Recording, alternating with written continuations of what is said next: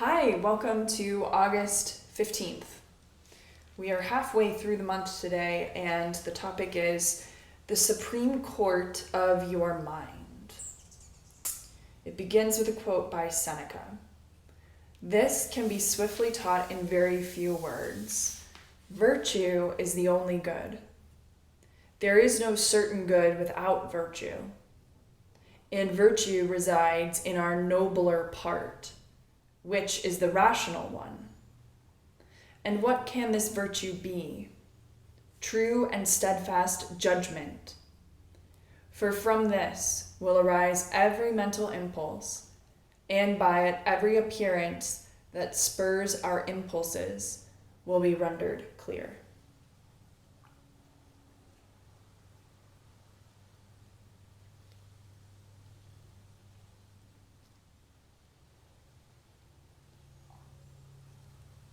Yeah, he's saying true and steadfast judgment is the only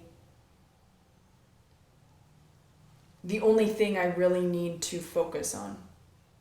Mm-hmm. Am I seeing this situation the right way? Mm-hmm.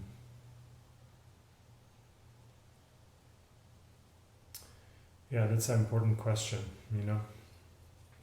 A lot of times we just assume that we see the thing right way.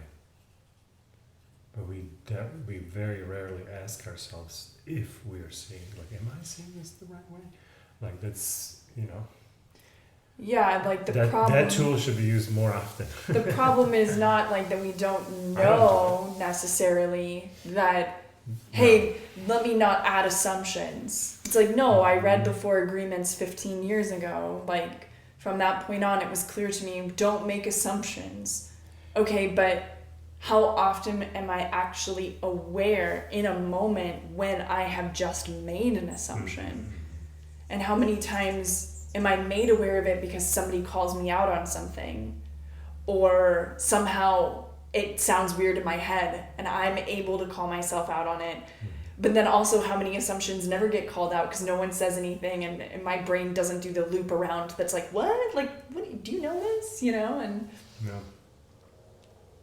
Well, those are ones you really, you know, you are unable to catch. But don't make assumptions are the ones they're saying they're the ones that you catch. When you catch them, you're like, don't do it. Of course, yeah. The learning path is progressively noticing the mistakes, and then over time they correct themselves. True and steadfast judgment. Okay. You ready for Ryan? Let's do it.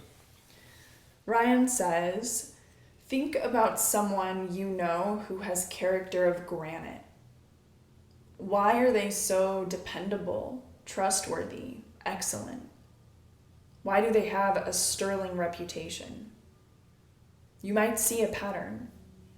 Consistency. They are honest not only when it's convenient.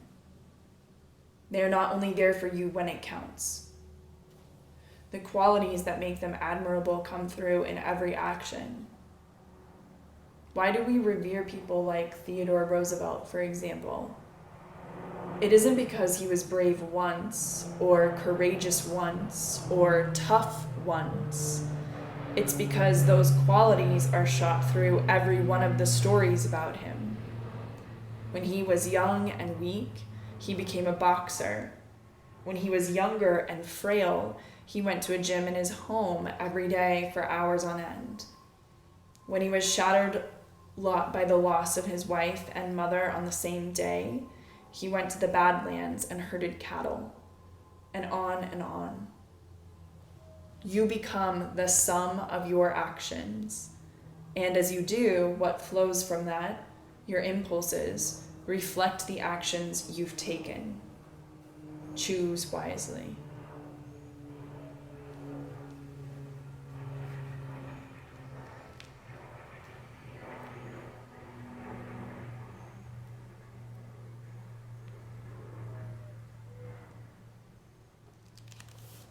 What do you think? Yeah, I agree. I don't have anything to add to that. How about you? I like what he says at the end. You become the sum of your actions, and as you do what flows from that, your impulses reflect the actions you've taken. The way I'm interpreting that is sort of like I make a right choice, and then my impulses, like the thing in me that wants to do this thing or that thing, is then primed to be more in line with the action that I've just taken. And so I can start to like see a little bit for myself here how those benefits compound on themselves, because it's not just that I did a good action.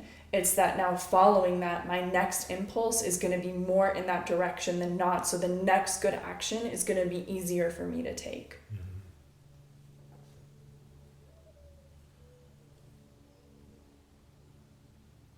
No, that's a good point.